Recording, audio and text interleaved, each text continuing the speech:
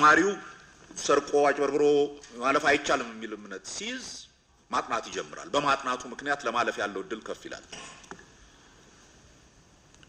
ትምህርት ቤቶች ተማሪዎች አሁን በትክክለኛው መንገድ እየተመዘኑ መሆኑን ሲያዩና ያ ምዘና ደግሞ ያ ትምህርት ቤት በትክክል ትምህርት እያስተማረ እንዳልሆነ የሚያሳይ ሲሆን ዘን በመምህራን በትምህርት ቤት አስተዳደሮች ላይ ፕሬሸር ይፈጥራል። እነሱ ሞር ማስጠናት ይጀምራሉ። ሚኒንግ ስራቸውን መስራት ይጀምራሉ።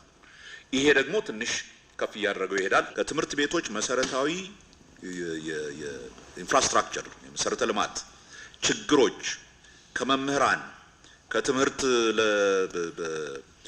የትምህርት ቁሳቁስን ከማቅረብ አንፃር ወዘተረፈ ያሉ በጣም በረጅሙ በስፋት የተለዩ ጉዳዮች ላይ አንድ በአንድ ለይተን ሰርተን በጄኔሬሽን ደረጃ የሚመጣ የረጅም ጊዜ ለውጥ ነው